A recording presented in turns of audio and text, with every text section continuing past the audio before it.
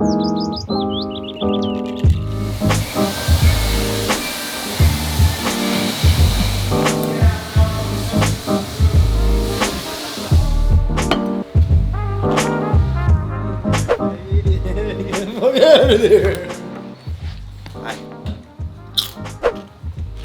stuff ever.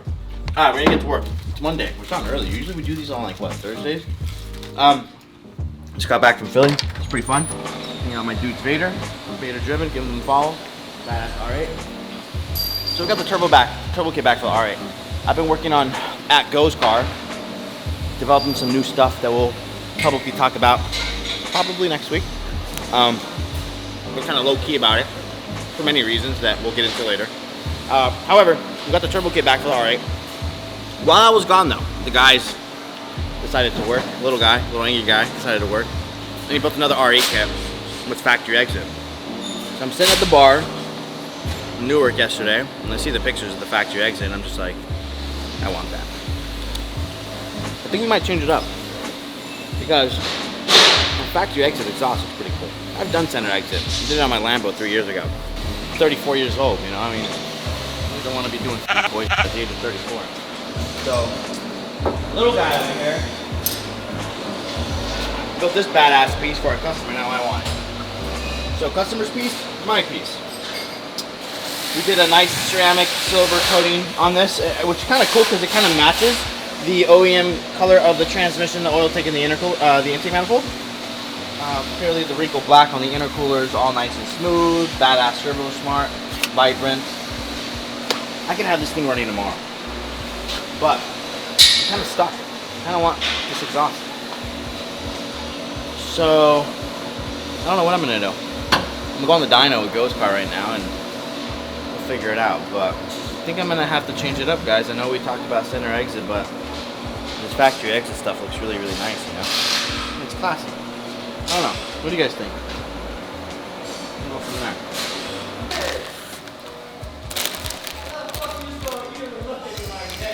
Ha! Yeah, you got money? What's up, guys? Another chip I like is this one. Put the Tapatio in there. Oh, by the way, this is Luis. Say something, Luis. What up, you guys? Luis is the man. He's actually the manager around here. You just never see him because he's always telling us what to do. Ah. Okay, can I get a raise? Yeah, right. He's in a bad mood. Alright, so we're selling turbo kit today. What's she fucking? Little ugly guy?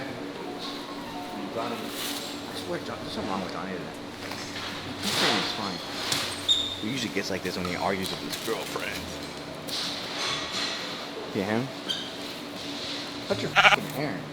God damn it. I know I pay you good. Anyways, so here's the plans, gentlemen. So, objective for today is finish dyno tuning Go's car. Install a full turbo kit on that, plumb the entire car. Oh, you guys don't want me to plumb today. I'm gonna teach you about plumbing. Fire her tonight, have her on the dyno tomorrow. Fucking hot as balls. It was cool up until I said, hey, today's like the coolest day it's been. Then it just fucking went up to like 100 and... It's 100. It's a fucking 100 degrees in here. You ever been on a cruise? No? You ever been on a cruise? That's what I like. I like to go on cruises. Like Carnival, trashy ass cruise. Just drink pina colada all day. That's my life. Pretty much that's all I think about. I just think about pina coladas, sitting my fucking fat ass, drinking them. Pretty much it. That's all you want in life.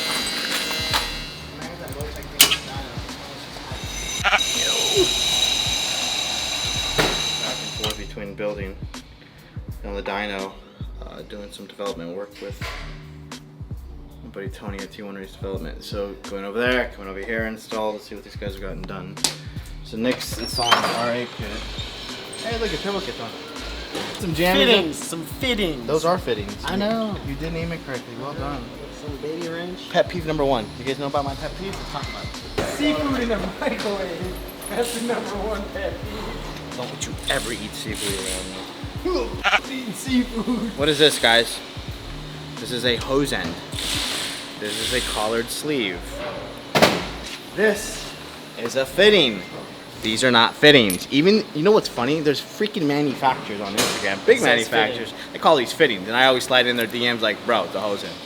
Collared sleeve, hose end, 45-degree hose end, swivel if you want to get more technical with it. So they make these in swivel. So when the hose end, the hose and the collar is crimped on here, you could swivel this when you put it on the fitting to get it at any angle you want. So they make swivel and non-swivel. Non-swivel is essentially a fixed degree. So when you crimp it, you got to make sure it's in the right angle. If not, it's screwed. I use swivel on everything. Downfall to swivels is it's an O-ring in there, so that is another failure point. But since this is lovely American-made XRP, we don't got to worry about those problems. So in the beginning of this episode, last episode, I went center exit. Yeah, we ended up changing to factory exit. I don't want the attention. Kind of oxymoron considering the car's blue, right? So what he's doing is essentially clocking the center sections correctly. It's very crucial when you install a kit that the center section sits in its proper location to feed the oil inlet and outlet to the angle. Essentially you want the inlet to always be at 12 o'clock. Can you put it at 11 o'clock, 1 o'clock? You can, maybe 1:30, maybe 10:30 pushing it. Once again, we used high-end precision turbos, dual ball bearing center sections. So the tolerances in the center section are much tighter. On a journal bearing, you would probably have a little bit more smoke the more angle you put in it. So I really don't have to worry about that too much with precision. Second thing is we're going to come over here and I'll show you something.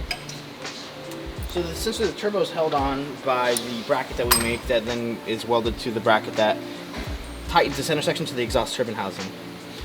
So what we have to do is, on the bottom of this, make sure that on the compressor side, this bolt gives us enough clearance for this hose end to go on without hitting the bolts once you tighten it. Now this bolts down here essentially is a bracket that goes to, it's a bolt that goes through a bracket that holds on the compressor housing and tightens it to the center section. So we got to make sure that orientation and everything's perfect. So when I go plumbing it, making all the hoses, so the return, that's essentially a return hose. It goes to an oil tank that all my clearances are correct, so I don't have to go modifying anything.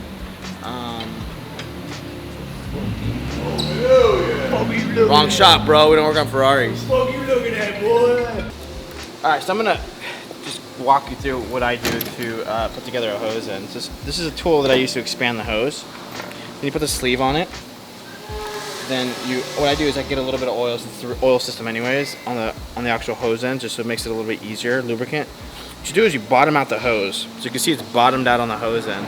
A little lip right there, right? I kind of spin it a little bit to make sure it's flush all the way around. And then the sleeve, you literally just pull it up above that little lip. See that lip? You bottom out the hose to that little lip. And then the collar goes above the lip. Because essentially what you're going to do is it's going to crimp above the lip and then crimp on the hose as well. Okay? So, there's different dies for different sizing. The die that I have in there is the proper die that's needed for this actual hose end and collar. There's different amounts of pressure that you must apply depending on the size of the hose end. I know all the pressures by heart. I don't really measure anything because I do this all the time. So this hose end, what I have to do is roughly about 5,200 pounds of pressure, okay? So there's a die in here. The sleeve goes over there, kind of keeps things aligned. If you come over here, you'll see that as you get closer to the crimp, the die squeezes in and right? And I like to kind of just get close to it and make sure, kind of wiggle a little bit, it makes it nice and flush. And now it has a grip on it, you see? It grips it. So you watch the gauge. Check that out. That's what they used to call me in high school. Weatherhead? Weatherhead. Why? No, I'm just kidding. I don't know. So, boom, amazing. The gold collars and the black collars, after you crimp it, will lose a little bit of its finish. The gold, I kind of keep the finish pretty nice. What I do is overnight when I'm done is I lubricate my dies. I keep them oiled all the time. And then when I go to use them, clearly I wipe down the oil. It doesn't make a mess. It's essentially metal on metal contact. You're always going to strip a little bit, right? So I try to be as careful as I can. So that's kind of what goes into it. You got a hose end, a collar, as you saw. This particular hose is what we refer to as an XRP Pro Plus XM hose. Okay, so the XM describes the filament of the actual sleeve. It's pretty flexible, right? The heat retardant, and then the pressure, about 400 PSI. An oil system, If you see 400 PSI, you got bigger problems. So this is what I normally use on all my cars. It's standard. Now what I mean by standard is this assembly right here probably costs 25 to 30 bucks. While a standard hose end, an AN, this is all AN, but there's a standard hose end that's been around for years that works well, that you'll see that's very popular. It's this stuff. So what I was explaining to you guys earlier, see it's threaded, right? So with this stuff, you get the hose and you spin it on here until it bottoms out on the inside, okay? And then you get the hose end and then you thread it together. The downfall to this is if you don't properly bottom out the actual hose all the way inside, if it's 3/4 of the way up, halfway up, or angled, or you make a nice cut when you thread this, and then you tighten it, it'll leak, okay? Now clearly you can pressure test all your hose ends. It's very common where people will assemble these and not pressure test them.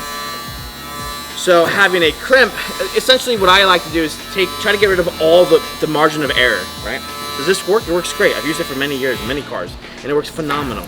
But as time continues, I like to improve things, you know, that have possibilities of failing. What I like to refer to, and you'll hear me talk about it all the time, is Murphy's Law. What can go wrong will go wrong. So I live by Murphy's Law in my life somehow. I do all right, considering Murphy's my man, one of my closest friends. So, as you saw, versus this. And this you can assemble in your garage. Once again, there's nothing wrong with this. 9.5 out of 10 cars that you see that are built probably use this. Very few shops use these tubes, right? Very expensive setup.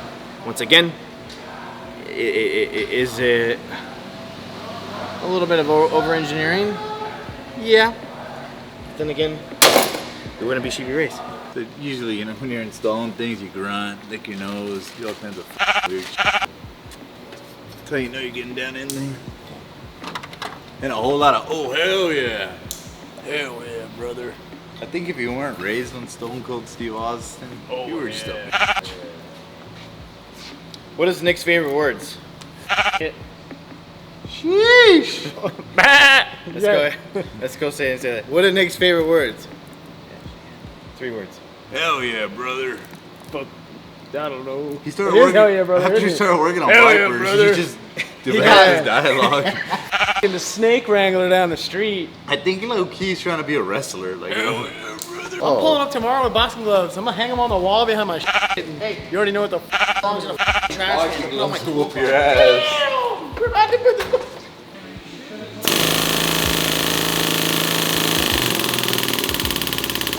So, essentially finishing up the plumbing on that thing. We have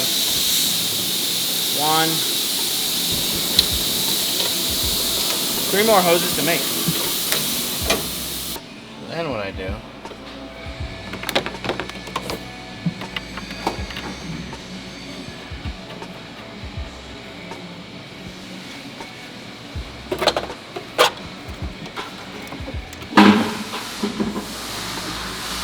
and I can figure out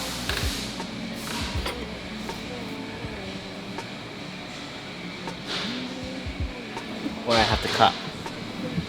Now, I do this all the time, so I know how to take my educated guesses, and this is my fine measurement where my thumb is. It is hot. So what I do is essentially the middle, and I give it like 3 revolutions. Why I do that, it holds the collar up. So it holds the collar up as you do the crimp, and the collar doesn't fall down under the lip that it must stay over to crimp. So this is my cutter. Then I have these settings. So on dash 10, just put it in here, right down the middle, push it up against it, hold it with my hand so it's flush. So this whole cart is for plumbing, so I just roll it around when I need it. And then I have my pressure testers and everything else on there. It's pretty simple. It's still a little tight. So you see that lip? Gotta slide the collar right over it.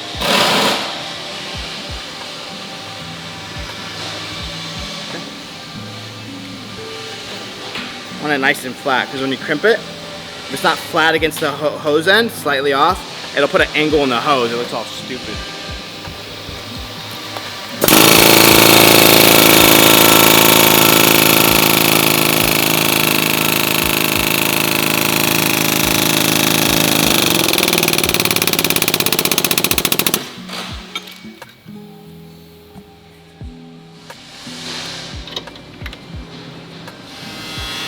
You know, everyone thinks this is all bells and whistles, right? It must be nice.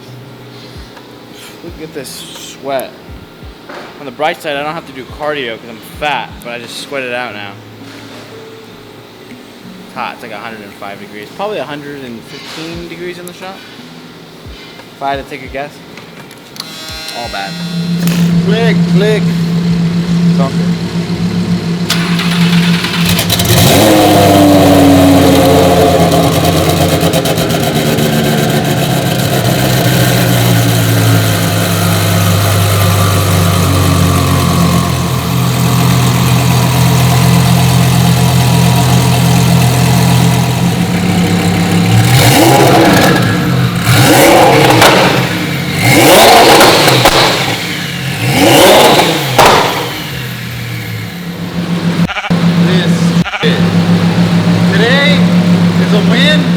But an L in every way possible to get to the W.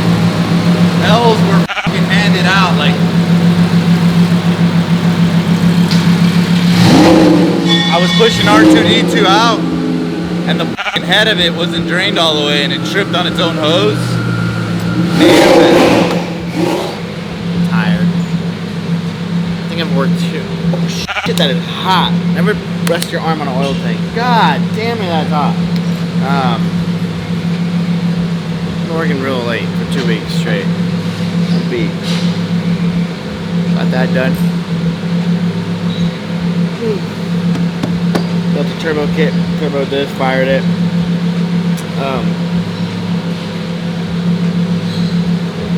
So hopefully I have this on the dyno. Let's say, well, I have Go's car on the dyno, and I'm like 90% done with that. So once that comes off the dyno, hopefully tomorrow afternoon, then I'll put this one straight on it and then tune this one. Yeah, I mean, you know, all the setups that we do are very alike. You know, we have them down to a science. The only difference between them is like plumbing them. You know, a Huracan is different than an R8, so the way we route the water lines, etc., right? Other than that, you know, we got these things down. I'm just exhausted. Tonight's Wednesday. I think we'll have a drink. Who's gonna buy me a Captain and Coke tonight? You? You? Anyways, so yeah, this episode is gonna wrap up. You guys heard it fire. Next episode, we'll do some tuning. Show you a little bit of what we do, why we choose standalone management over factory ECUs, why I feel that spending the additional money is very important on a platform like this. How much you want to save your investment. I'm not saying that you can't hurt your car with the standalone management. Clearly you can. I could point out a couple. But like anything, you can break anything. It's all in the user, right? The mechanical items do break. Nothing lasts forever. But the objective is to be able to get to the issue before the issue happens. And there's a lot of great things about the Cyvex where, you know, if it goes into limp mode because it's seeing knock all the time, you know, instead of, you know, blowing the knock sensor aside and say, hey, the knock reading's high on that cylinder, forget about it. Look into it. Check the spark plugs. You know, check everything on it. You know, just don't let it keep going. And that's a good thing to Cyvex and Motec is that it gives you safety perimeters like that. Boost cuts, ignition cuts, fuel cuts. O2 sensors go bad all the time. People don't understand all these bigs and pumps. It's bad for the sensors. Very bad for the sensors. In drag race world, if one day for you guys find a local drag race event and go to it and just walk through the pits, doesn't matter what kind of drag race car it is, look at the stuff they have to change and fix all the time.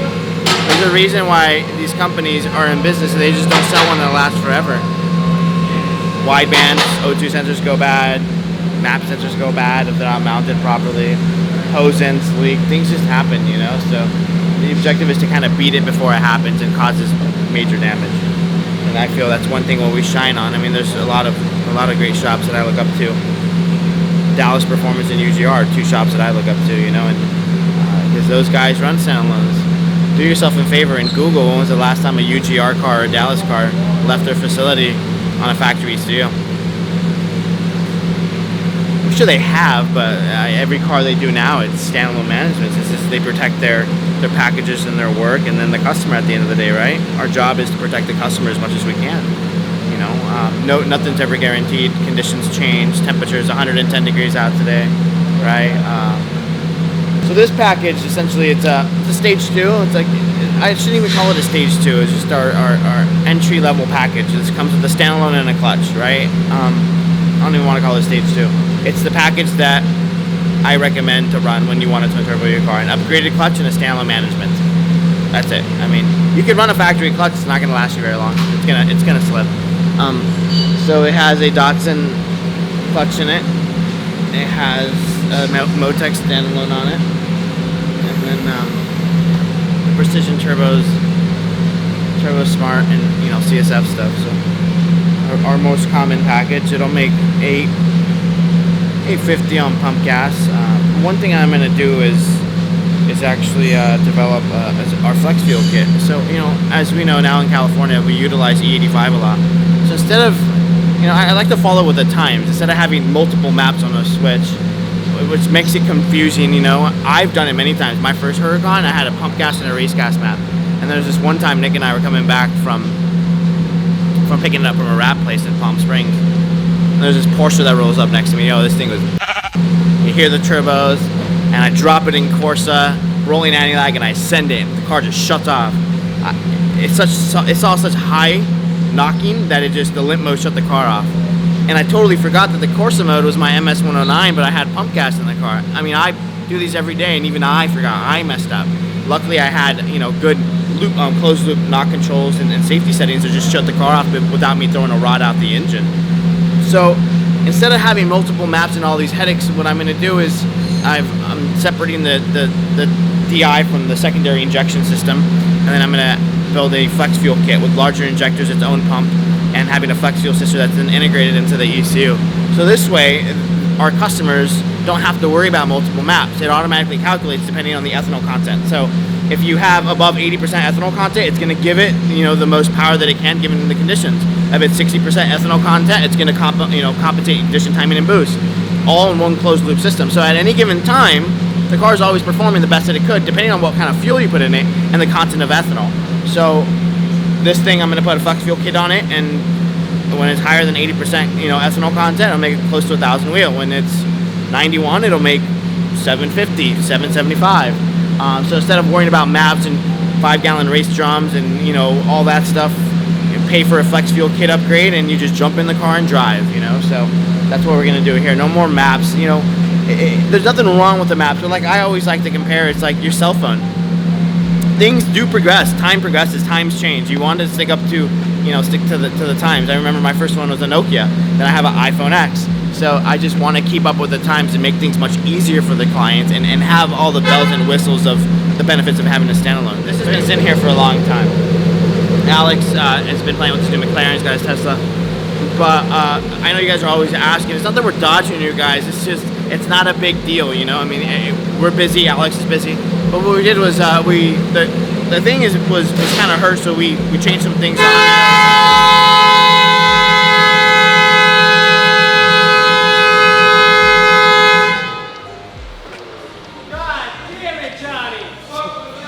The ground. Anyways, we kind of refreshed the whole engine. We noticed some valve train stuff wasn't happy, and we just refreshed the whole engine. So no, he didn't blow his freaking car up. You guys, everybody's sitting around gossiping about the dumbest shit. Why don't you go Google something and learn something? Enjoy these cars when these YouTubers put them out there and show you all the cool stuff they do. But take in mind, these things that these guys do come with a lot of abuse. Once again, back to the racing. Go to a race event. You think these cars run these fast times and run perfect? They load them on the trailer and go and high five one another and have a nice steak dinner at the end of the night? No, chances are they're gonna break. It comes with the territory. You wanna do stuff like these guys? It takes more than just what you see on TV. Upkeeping, maintaining, and that's where guys like us come into place, right? So we don't have enough time to sit here and explain all the technical things that go into this, because if that was the case, you'd be doing it. So just go read and figure out how to do it yourself. I used to work at AutoZone when I was 18. It was called Whittaker, whatever it takes to get the job done. And if someone came in and bought brake pads, if you upsold them on like brake fluid, brake grease, you'd get points. And every month I wanted to have the highest points, right? Because I wanted to be the best. Got me an extra $30 a month. So make sure to tell Johnny to put grease in there. Oh, why am I even telling you about brakes? So remember last episode we were talking about those custom brake chingaderas? Alonzo will put the Instagram name right there. Anyways, we figured since we have it on the lift, since we just got done with it, we just go ahead and install the brake system because I don't want to put it back on the lift. Johnny is taking a lovely just 10 minutes out of his day really quick.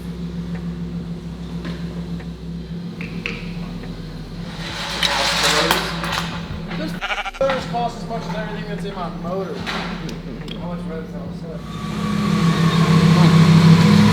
Check this out.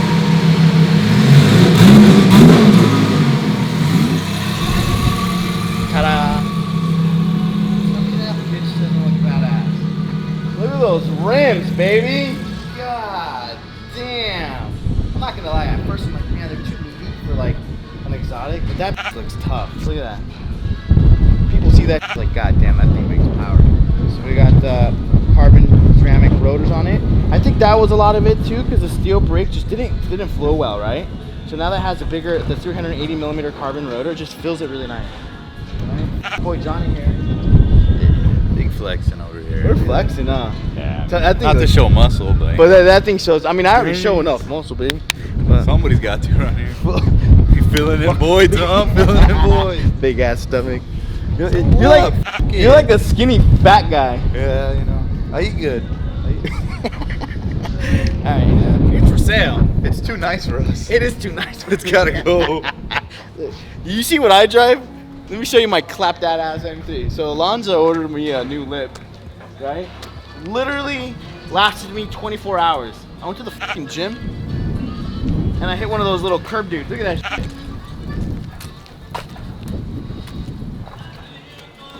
$700 thrown away, just like that. That's my daily.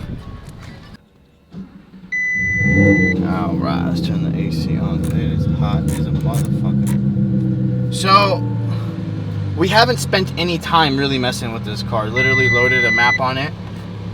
That, it says 1 quart oil. It's not actually short.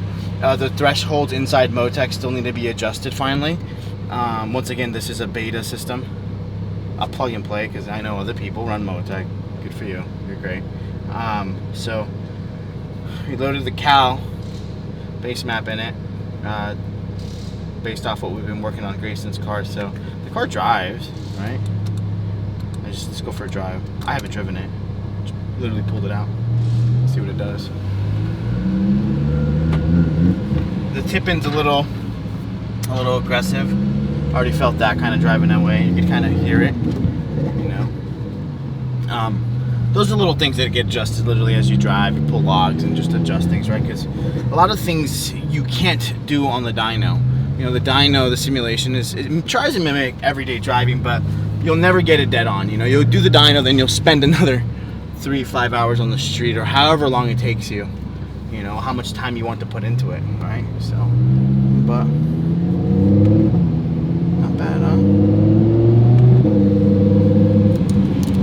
Let's hear those turbos. A downshift, nice blip, wasn't too off.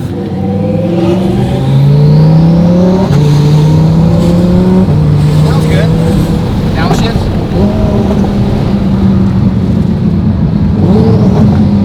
Yeah, it's a nice downshift. Sounds good.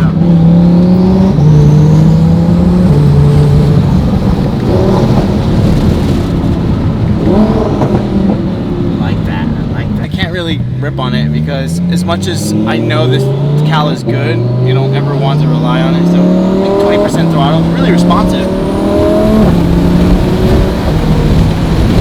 I'm excited to take this home tomorrow. I'm like a kid, you know, you get a new toy, you want to play with it. It sucks is I can't drive this puppy home because we're not done with it. So, alright, so I know all our videos have been very technical. We're not vloggers. Alright, what you see here from all of us is what you see any day you walk to the shop, if we let you, or if you see us in public, right? We don't change stuff up. Keep it real, you know what I'm saying? That's how you pull bitches. I'm just joking. Anyways, I know it's been a lot of technical stuff, so now that we have one of our personal cars running, we'll be doing a lot of events with the car, a lot of in-car, showing you guys all the features. I'm gonna do some cool shit, like make the car go in limp mode, like put the gas in it and rip on it and let it go into limp mode. drain the water out of the intercooler system so the intake air temps go out the roof and let it go into lint mode. So you see the benefits of standalone and what it does inside the car. Then of course we're gonna have the fun, right? Cold nights, put ice in that, rolling anti-lag. Maybe we'll go to Mexico and go racing. Yeah. I'm Mexican, so I could go to Mexico and go racing. They let me through the border. So yeah, we're gonna do a lot of cool shit, so stay tuned. Like, anytime we drop a video, from here on out, it's gonna be a lot of cool technical stuff. Oh, we're going to South Africa too, by the way, to go install a twin turbo kit on an R8 and build that, right? And then we're gonna go to Brazil. So, it should be dope.